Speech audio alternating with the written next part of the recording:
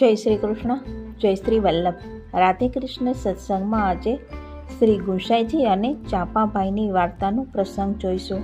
પણ તે પહેલાં આપ રાધે કૃષ્ણ સત્સંગમાં જોડાવા માગતા હોય તો લાઈક કરજો, શેર કરજો અને સબસ્ક્રાઈબ કરજો, જેથી આવતા નવા તમામ પ્રસંગો આપના સુધી પહોંચી શકે. શ્રી ગુંસાઈજીને ત્યાં ચાંપાભાઈ નામના વૈષ્ણવ ભંડારી તરીકે સેવા કરે. એક વખત બધો ભંડાર ખાલી થઈ ગયો.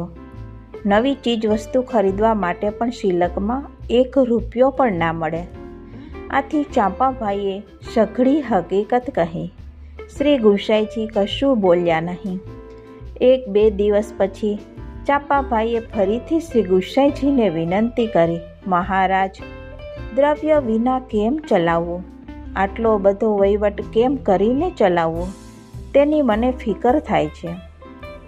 ચાંપાભાઈ, તમે નવલકુંડ પાસે જાઓ. ત્યાંથી ઉગમણી દિશામાં જે ઝાડ છે તેના મૂળમાં ચરુ દાટેલો છે. જેટલું ધન જોઈએ તેટલું ખોદીને લઈ આવજો. હું પણ તમારી સાથે આવીશ. રાતે ચાંપાભાઈને લઈને શ્રી ગુંસાઈજી નવલકુંડની પાસે પધાર્યા. ચાંપાભાઈ પાસે ખોદાવતા ત્યાં સોનાથી ભરેલા મોટા ચરુ દેખાયા. આપે આજ્ઞા કરી કે જોઈએ તેટલું ધન લઈ લો. વૈષ્ણવ ધનની પાછળ કદી ઘેલો બનતો નથી. વૈષ્ણવ હંમેશા પ્રભુની પાછળ જ ઘેલો બને છે. છતાં તમે ધનની ચિંતામાં પ્રભુને ભૂલ્યા અને મને પણ પ્રભુનું વિસ્મરણ કરાવ્યું. શ્રી ગુંસાઈજીના વચનો સાંભળીને ચાંપાભાઈ શરમાઈ ગયા. તેમણે વિનંતી કરી કે મહારાજ, મને ક્ષમા કરો. હું ભૂલી ગયો કે લક્ષ્મી તો આપના ચરણોમાં છે. મને જરાય ધન જોઈતું નથી. ગુંસાઈજી કહે છે, ભલે તો ખાડો પૂરી દ્યો. ત્યાંથી જતીપુરા પાછા જતા ચાંપાભાઈએ વિચાર કર્યો કે એકાદ ચરુ ઉઠાવી લાવું તો જિંદગીભરની નિરાશ થઈ જાય. આવો વિચાર કરીને તેઓ મોડી રાતે નવલકુંડે ગયા. ત્યાં માટી ખસેડી તો ચરુને બદલે માટીના ઢેફા અને પથ્થરના ટુકડા નીકળ્યા. તેઓ વિચાર કરવા લાગ્યા કે મને ધિક્કાર છે.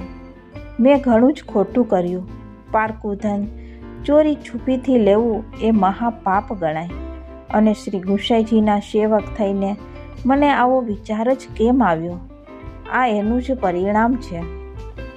સાચો વૈષ્ણવ સંપત્તિ પાછળ દોડતો નથી. વૈષ્ણવની સાચી સંપત્તિ શ્યામ સુંદર છે. વણહકનો પૈસો કે સંપત્તિનો કદી પણ સ્વીકારવો નહીં. વૈષ્ણવોએ આપણા સાચા પરસેવાની કમાણીમાંથી જ પ્રભુને લાડ લડાવવા જોઈએ. બીજાનું દ્રવ્ય પ્રભુ અંગીકાર કરતા નથી. પ્રભુ તો ભાવના ભૂખ્યા છે, ભોગના ભૂખ્યા નથી. આ સાથે જ આપણે આજના વાર્તા પ્રસંગને અહીં વિરામ આપીએ. ફરીથી મળીશું નવા જ પ્રસંગોની સાથે. જય શ્રી કૃષ્ણ, જય શ્રી વલ્લભ.